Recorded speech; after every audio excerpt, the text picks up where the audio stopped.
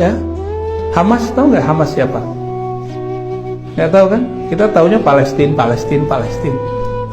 Ini kabar agak pahit saya kasih tahu, ya, karena kita kadang-kadang donasi kita nggak tahu donasi ke siapa. Saya suka Bapak Ibu hobi donasi, tapi pastikan donasinya ke siapa. Karena saya pernah masuk ke Israel, itu kita masuk 7 kali diperiksa, nggak bisa bawa barang-barang. Maka pastikan kalau kita donasi ke lembaga yang diakui oleh pemerintah dan lewat jalur pemerintah, hanya itu satu-satunya jalur. Jadi tolong pengurus masjid jangan sampai harta-harta yang diberkahi Allah ini kemudian salah jalur. Dan itu sudah terjadi. Salah satu tokoh yang dihormati di Indonesia, ya, salah satu tokoh dakwah itu ngirim dana ke bukan Palestina, Israel Suriah. Yang nerima siapa? Kelompok teroris. Terkenal, Pak. Itu karena beliau mungkin tidak tahu, nggak ditangkap. Kalau beliau sadar dan tahu, itu bisa diperkarakan masalah terorisme. Saya yakin mungkin beliau tidak tahu kali, mau bantu-bantu aja. Tapi yang nerima kelompok teroris. Ya kita berhusnuzon. Jadi di Suriah itu pertengkaran itu lebih dari 10 kelompok bersenjata. Nah, sampingnya Palestina.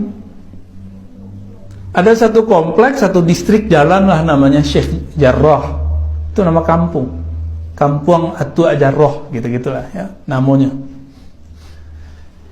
Itu tanah konflik. Ya seharusnya ya orang Palestina nganggap itu milik Palestina, orang Israel nganggap sudah beli. Tapi suratnya nggak tahu. Nah, ini masih simpang siur. Maka diusirlah kawan-kawan kita, sahabat-sahabat kita dari kampung Sheikh Jarrah itu, dekat dari Masjid Al-Aqsa. Itu Masjid Al-Aqsa depannya yang jaga orang Israel, pintunya. Jadi Palestina itu nggak ada dalam peta mereka. Maka ada kelompok di Palestina yang kemudian membalas sikap Israel itu dengan cara yang sama, menghapus peta Israel dari kamus mereka. Kelompok ini disebut dengan Hamas. Hamas itu bukan di Yerusalem itu, tapi di daerah Gaza. Ya. Hamas itu dulu sempat berpolemik dengan presiden yang lama, Perdana Menteri presiden nyebutnya, Yasser Arafat, presiden ya. Ya. Ingat dulu Ibu, Yasser Arafat. Yasser Arafat ini ingin mencari titik temu yang menguntungkan bagi masyarakat Palestina. Dan menurut beliau setelah lama berjibaku dalam hal ini, jalurnya cuma damai.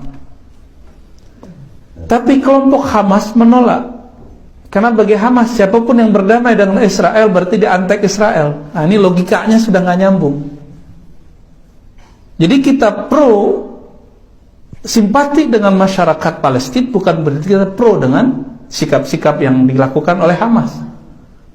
Hamas kemudian sampai hari ini menganggap siapapun Muslim Palestina yang ingin damai dengan Israel itu antek Israel dan boleh dibunuh. Nah itu masalahnya. Pahit nggak kalau udah tahu? Kalau udah mengerti begini kita jadi bingung mau donasi.